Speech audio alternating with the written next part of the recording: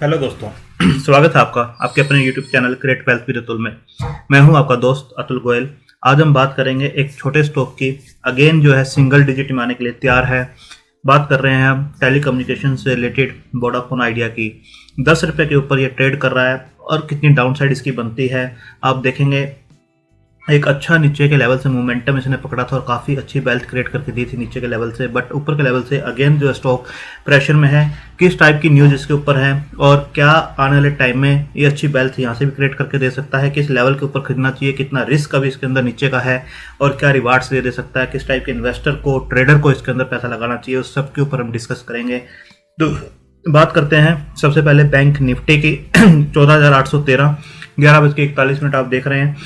तो 1.44% की गिरावट के साथ जो है निफ्टी 50 अभी काम कर रहा है 14,815 के ऊपर। 15,000 का जो एक लेवल था, जो एक साइकोलॉजिकल मार्क था, उसे ब्रेक करके उसे नीचे है।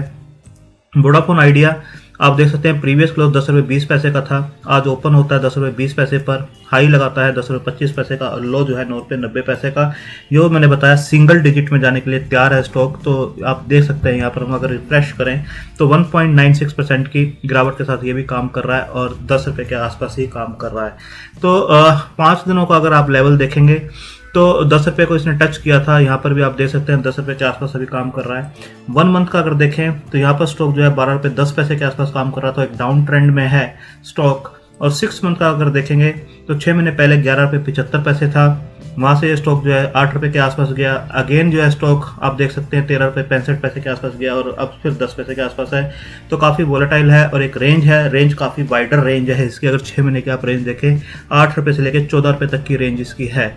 तो 52 वीक हाई देखेंगे 13 रुपये 80 पैसे का है, 52 वीक लो देखेंगे 2 रुपये 70 पैसे का। जैसे मैंने बताया नीचे के लेवल से अच्छी वेल्थ क्रिएट करके दी है और अभी भी नीचे के लेवल से 3 गुना से ज़्यादा के ऊपर ये काम करता हुआ नजर आ रहा है। अगर लेवल को देखें 9 रुपये 55 पैसे के ऊपर इस टाइम पे खरीदारी चल रही है और बेचने वाले 10 रुपये के ऊपर ऑफर्स लगाए हुए हैं। आप देखेंगे तो यहाँ पर 2,05,18,000 जो है इस टाइम आपको यहाँ पर दिखाई दे रहे हैं। जो बिड क्वांटिटीज हैं खरीदने वाले और जो बेचने वाले हैं 3,03,38,000 के आसपास हैं। तो 9 रुपये 95 पैसे में बिल्कुल ये आने को तैयार हो रखा है और 10 रुपये आप देख सकते हैं इस टाइम पे ऑफर की क्वांटिटी चल रही है। एवरेज प्राइस आज का देखेंगे तो 10 रुपये 2 पैसे के आसपास निकल कर आ रहा है। प्रीवियस क्लोज जैसे मैंने बताया 10 रुपये 20 पैसे है। इस टाइम वॉल्यूम जो है काफ़ी हाई है, 8,73,00,000 के वॉल्यूम्स इस टाइम इसमें देखे जा रहे हैं। अगर आप यहाँ देखेंगे तो आप देख सकते हैं 23,93,00,000 के आसपास के 20 दिन के एवरेज वॉल्यूम है, जबकि अभी 8,74,00,000 के जो वॉल्यूम्स हैं इसके अंदर ट्रेड हो चुके हैं इंट्राडे के अंदर। तो आप देख सकते हैं काफ़ी अच्छे बड़े वॉल्यूम्स इसके अंदर ट्रेड होते हैं। जैसे आप देख रहे हैं 9 रुपये 95 पैसे के ऊपर ये सिंगल डिजिट के अंदर अब ये स्टॉक जो है आता हुआ आपको नजर आ रहा है 2.45% की गिरावट के साथ। इसके बाद अगर न्यूज़ के ऊपर हम ध्यान दें तो आप देख सकते हैं वोडाफोन आइडिया, ये 13 मार्च की न्यूज़ है। Vodafone Idea plans to raise $750 million by convertible debentures, promoter to dilute stake post conversion. तो यहाँ पर आपको थोड़ा सा स्टेक जो है डाइल्यूट होते हुए दिखाई दे सकता है पोस्ट कन्वर्जन। तो जो प्रमोटर की होल्डिंग है वो आप देख सकते हैं यहाँ पर 72.05 के आसपास काफ़ी क्वार्टर से बनी हुई है। FI 6.08 है, DI 1.39 है और पब्लिक के पास 20.48 के आसपास की है। तो यहाँ पर आप देख सकते हैं जो इनको AGR के फंड अभी जो ग्रोस रिवेन्यू जो है एडजस्टेड ग्रोस रिवेन्यू उसके जो ड्यूज पे करने हैं और स्पेक्ट्रम की फीस जो पे करनी है गवर्नमेंट को, उसके लिए अबाउट $750 million जो बनता है 5500 करोड़ के आसपास का है। तो ये फंड रेज करेंगे कन्वर्टिबल बॉन्ड्स के थ्रू और यहाँ पर जो है स्टेक थोड़ा सा डाइल्यूट होता हुआ दिखाई देगा। अब देख सकते हैं both the promoters will significantly dilute their stake in the company.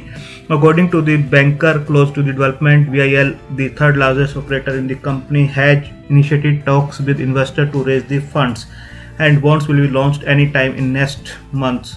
तो आप देख सकते हैं कुछ दिनों में ही ये बॉन्ड्स जो है रेज होते हुए आपको नजर आएंगे। 5500 करोड़ रुपए यहाँ से लेने हैं, जो AGR का इनके ऊपर प्रेशर है और जो स्पेक्ट्रम की फीस पे करनी है।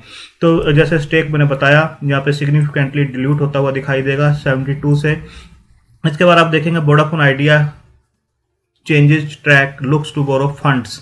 जो 25,000 करोड़ रुपया इनको लेना था, जो ओवरसीज से ये ले रहे थे, वहाँ पर कुछ बात बनती हुई नज़र नहीं आई है। यहाँ पर काफ़ी प्रेशर इनके ऊपर बिल्टअप हुआ है, क्योंकि ये पिछले अगस्त सितंबर से ही बात चल रही है, बट किसी भी एग्रीमेंट पे ये नहीं पहुंचे हैं। और लास्ट टाइम भी जब इस टाइप की न्यूज़ आई थी, वहीं से जो स्टॉक के ऊपर प्रेशर था, जो 10 रुपये 70 पैसे और 65 पैसे का एक लेवल था, उसको ये होल्ड किए हुए था काफ़ी टाइम से, बट उस न्यूज़ के बाद इसने उस लेवल को भी ब्रेक किया था, क्योंकि जैसे जैसे टाइम निकल रहा है तो इनके ऊपर प्रेशर और भी ज़रा बिल्टअप हो रहा है, जो कि 31 मार्च की पेमेंट है AGR के ड्यू पे करने की। तो आप देख सकते हैं 25,000 करोड़ रुपए जो by selling hybrid security to foreign funds is now looking to borrow funds.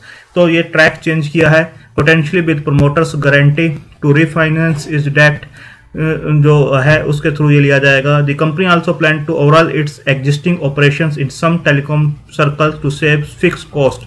तो अब ये कॉस्ट जो है सेव की जाएगी, कॉस्ट कट की जाएगी। तो company is in talk with lenders to raise 10,000 crore by issuing paper such as non convertible debentures.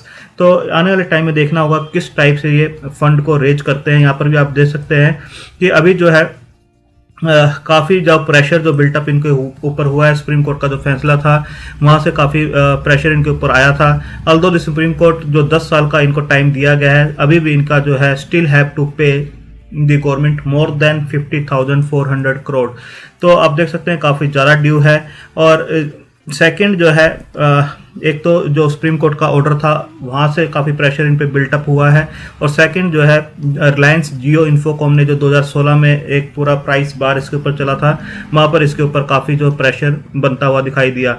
तो अभी जो इनकी जो फंड रेजिंग की जो पूरी की पूरी ट्राई चल रही थी, जो they believe equity dilution at current market price does not do justice to the intrinsic value of the business. तो काफ़ी लो वैल्यू इसकी लगाई जा रही है जो फंड दे रहे हैं, तो ये इसके ऊपर एग्री नहीं हो रहे हैं। अब यहाँ पर भी देख सकते हैं कि 25,000 करोड़ की जो पूरी ट्राई की गई थी वो पिछले अगस्त से चल रही है लास्ट ईयर, बट किसी भी टाइप से क्योंकि कंपनी का जो मार्केट शेयर है उसकी जो वैल्यूएशंस हैं वो ठीक नहीं लगाई जा रही हैं, और अगर वो डिफ़ॉल्ट करती है तो उस टर्म्स के ऊपर भी कोई भी एग्रीमेंट नहीं हो रहा है, जिसकी वजह से ये किसी भी उस पर नहीं पहुंच पा रहे हैं। और अब इन्होंने ट्रैक चेंज किया है, ऑलरेडी काफ़ी डिले हो चुकी हैं चीज़ें, और 31 मार्च तक इनको फंड भी जो ड्यूज है वो पे करने हैं। इसके बाद सेकेंड जो है आप देख सकते हैं bye implementing the latest strategy, जो आपको मैंने बताया कि कुछ सर्कल्स में ये फिक्स्ड कॉस्ट है उसको कम करेंगे, तो यहाँ पर जो है 700 करोड़ रुपया ये अपना सेव कर सकते हैं। At least save 700 crore in FY22 which could use to refinance the company dues. और सेकंड है Vodafone could save 5,800 crore in cash flows annually. जो सुप्रीम कोर्ट को इन्होंने अप्रोच किया था जो AGR के ड्यू हैं उसकी रिकैलकुलेशन के लिए, कि उसके अंदर कुछ मिस्टेक्स हैं DOT के द्वारा, जो रिकैलकुलेशन डबल कैलकुलेशंस उसके अंदर की गई हैं, तो उसके लिए अप्रोच किया था। अगर उसका भी कुछ पॉजिटिव रिजल्ट इनके लिए निकल कर आता है तो 5,800 करोड़ जो है एनुअली बचा सकते हैं। तो इनका जो सेल्फ असेसमेंट है उसके अकॉर्डिंग ये चीज़ है। But still however even the lower assessed amount the company would remain free cash flow जो है नेगेटिव ही उसका रहेगा। तो ये एक प्रेशर अभी भी इसके ऊपर बनता हुआ नजर आ रहा है। जो सुप्रीम कोर्ट का फैसला है वो आने वाले टाइम में देखना होगा किस टाइप से आता है। यहाँ कुछ पॉजिटिव न्यूज निकल कर आती है तो ये भी काफ़ी अच्छा होगा। इसके बाद आप देख सकते हैं जो प्राइस हाइक था, जो टैरिफ हाइक था, वो अब इन्होंने पोस्टपोन कर दिया है Q1 FY22 के लिए। क्यों किया है? क्योंकि जो रिलायंस जियो के कुछ प्लान्स ऐसे हैं जो इनके कम प्राइस के ऊपर हैं। अगर ये प्राइस हाइक करते हैं तो जो सब्सक्राइबर्स होंगे इनके वो यहाँ से जा सकते हैं रिलायंस जियो की तरफ। They are high chances of its 2G subscriber migrating to Reliance जियो।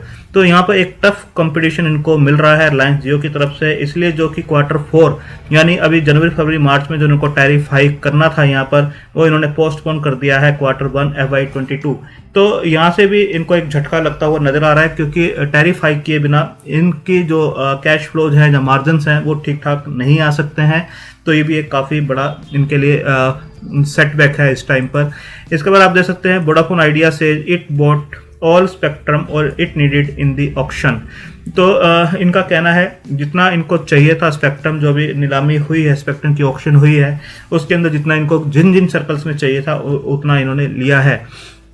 अब यहाँ देख सकते हैं, so we are close to buy but we choose to buy because we had the largest spectrum pool among all the private operators। तो इनका कहना है जितना स्पेक्ट्रम को चाहिए था अपने बिजनेस को चलाने के लिए तो उतना स्पेक्ट्रम इन्होंने लिया है। इसके बाद अगर देखें, ये थे फंडामेंटल्स, किस टाइप की न्यूज़ थी, जो प्रेशर बिल्टअप हो रहा है। अब बात करते हैं कि जो टेक्निकल्स हैं वो हमें क्या कह रहे हैं। टेक्निकल्स के ऊपर बात करें तो मूविंग एवरेज जो है 12 सेल की तरफ और 1 न्यूट्रल और 2 बाई की तरफ इंडिकेट कर रही है। तो स्ट्रॉन्ग सेल यहाँ से बनता हुआ नजर आ रहा है कि यहाँ से प्राइस जो है नीचे जा सकता है। ऑसिलेटर्स जो हैं 1 सेल, 9 न्यूट्रल और 1 बाई की तरफ इंडिकेट कर रहे हैं। और अगर समरी को मिलाएं 26 इंडिकेटर में से 13 सेल, 10 न्यूट्रल और 3 बाई की तरफ इंडिकेट कर रहे हैं कि यहाँ से जो है और शेयर जो है थोड़ा सा नीचे जा सकता है। उस लेवल के ऊपर ध्यान रखना चाहिए। और ये यहाँ पे भी सेल की इंडिकेशन दी गई है और यहाँ पर स्ट्रॉन्ग सेल की इंडिकेशन दी गई है। अगर चार्ट को देखें तो वन डे का चार्ट आपको इस टाइप से दिखाई देगा। 10 रुपये 65 पैसे का लेवल जब इसने ब्रेक किया था, जहां पर ये बना हुआ था, तब भी हमने बताया था कि 10 रुपये 65 पैसे के आसपास बिल्कुल हमें नज़र रखनी चाहिए। ये जो लेवल बन रहा था 10 रुपये 65 पैसे के आसपास का जो और 70 पैसे, 10 रुपये 65 पैसे और 10 रुपये 70 पैसे के आसपास का जो लेवल बन रहा था, हमने बताया था कि यहाँ पर एक रेजिस्टेंस फेस कर रहा था, उसके बाद नीचे गया था, फिर रेजिस्टेंस फेस किया, नीचे गया, यहाँ पर इसने ब्रेक किया था। तो ये जो रेजिस्टेंस है एक अच्छा सपोर्ट जोन इसका बना हुआ था। और यहाँ पर आप देख सकते हैं इस लेवल के आसपास भी स्टॉक जो है यहाँ पर आया था एक बार, उसके बाद बाउंस हुआ, फिर अगेन यहाँ पर आया, फिर बाउंस हुआ। तो यहाँ पर एक अच्छा सपोर्ट ले रहा था और इस लेवल को भी इसने, यहाँ पर हमने वीडियो बनाया था, इस लेवल के ऊपर ध्यान रखना चाहिए। यहाँ से भी स्टॉक जो है 11 रुपये 85 पैसे पे फिर चला गया था। बट अब जो इसने यहाँ पर इसे ब्रेक किया है, 10 रुपये 55 पैसे पे क्लोजिंग दी थी, तो उसके बाद आप देख सकते हैं 10 रुपये पे अब ट्रेड कर रहा है। और अगर 10 रुपये के साइकोलॉजिकल बैरियर से, मार्क से नीचे अगर ये क्लोजिंग देता है तो ये शेयर जो है 8 रुपये 80 पैसे तक भी फिसलता हुआ आपको नजर आ सकता है।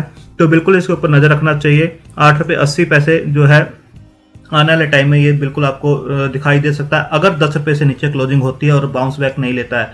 आप देखेंगे कुछ दिनों से ये जो स्टॉक है अभी इसको जो है एक रेजिस्टेंस फेस कर रहा है, जो सपोर्ट बना हुआ था उसको ब्रेक करने के बाद एक रेजिस्टेंस ले रहा है। और पिछले कुछ दिन से 10 रुपये 65 पैसे आप देख सकते हैं यहाँ तक गया था। नेक्स्ट डे 10 रुपये 40 पैसे, उसके बाद 10 रुपये 60 पैसे, फिर आज देखेंगे तो 10 रुपये 60 पैसे का ही हाई है। तो 10 रुपये 65 पैसे और 70 पैसे को अगेन इसके लिए क्रॉस करना थोड़ा सा भारी पड़ सकता है, जो एक रेजिस्टेंस है। अगर किसी को फ्रेश बाय करना है तो लोअर लेवल्स पे करना चाहिए 8 रुपये 80 पैसे के आसपास अगर ये जाता है, या फिर 10 रुपये 60 पैसे 65 पैसे और 70 पैसे को अगर रेजिस्टेंस को ब्रेक करके ऊपर क्लोजिंग देता है तो उसके बाद ही बाय करना चाहिए, क्योंकि फिर एक अच्छा मोमेंटम इसके अंदर बनता हुआ नजर आ सकता है, जो कि इसे प्रीवियस हाई के आसपास ले जा सकता है 13 रुपये 80 पैसे के आसपास। बट अगर इसको क्लोज नहीं करता है तो यहाँ पर कंसोलिडेट भी कर सकता है और नीचे का लेवल 8 रुपये 80 पैसे भी दिखा सकता है। तो अपने फाइनेंशियल एडवाइजर से डिस्कस करके अपनी होल्डिंग कैपेसिटी और रिस्क टेकिंग कैपेसिटी के हिसाब से स्टॉक को कंसीडर कीजिए। बाय ऑन डिप की पॉलिसी रहेगी जब तक फंडामेंटल चेंज नहीं हो जाते हैं, एक स्टोरी टर्न अराउंड नहीं होती है, क्योंकि ये दूसरे वर्टिकल्स में भी अच्छा काम कर रहे हैं, मार्केट शेयर ग्रैब कर रहे हैं। तो फंड रेज किस टाइप से करते हैं और कितना जल्दी करते हैं उसके ऊपर नजर रहेगी, और सुप्रीम कोर्ट के क्या ऑर्डर्स आने वाले हैं उसके ऊपर भी नजर रहेगी। थैंक यू, धन्यवाद।